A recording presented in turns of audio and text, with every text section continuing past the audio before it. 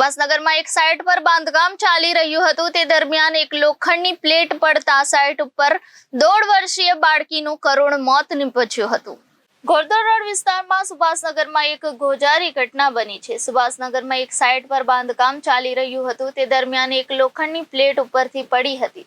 તે દરમિયાન બાંધકામ સાઇટ પર શ્રમજીવી પરિવારની 1.5 વર્ષની બાળકી રમી રહી હતી ત્યારે પ્લેટ તેના ઉપર પડી હતી। સાઇટ પર પ્લેટ પડતા 1.5 વર્ષની બાળકીનું કરુણ મોત નીપજ્યું હતું। લોખંડની પ્લેટ પડતા બાળકીને ગંભીર ઈજાઓ પહોંચતા તાત્કાલિક સિવિલ હોસ્પિટલ ખાતે લાવવામાં આવી હતી, જ્યાં ફરજ પરના તબીબે તપાસી બાળકીને મૃત જાહેર કરી હતી। વાલસોઈ દીકરીનું કરુણ મોત નીપજતા પરિવાર શોકમાં ગરકાવ થઈ ગયો હતો। पंकजभाई શું ઘટના બની કઈ જગ્યાએ? હવે એ આયા સુભાષનગરમાં આપણે હું છેલ્લા 2 મહિના તો કામ કરું છે તઈ મેં એ સામાન શેઠને શોખી ના પાડ્યો। લોખંડનો સામાન છે હું નહીં ભરું તો એ લોકોને કીધું તારે ભરવો પડે એટલે મારી નાની છોકરી હતી હું ત્યાં ભરાવા ગયો।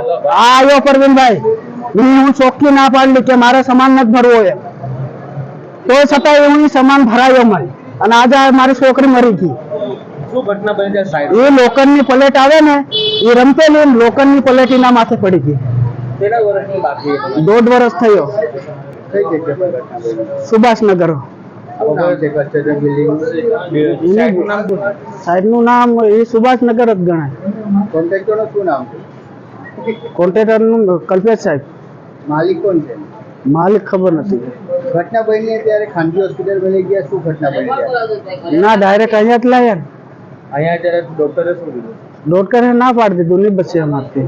તમારી કોઈ બીજા સંતાન છે કે ના એક જ છે સાહેબ। આ ઘટના લઈને તમારું શું કેવું છે? કોના કારણે આવી ઘટના બની છે તમે ના પડી સામાન્ય? હવે એમાં કોઈ કહેવાય જેવું નથી એમ। હવે શું માનશો તમે? હવે શું માને।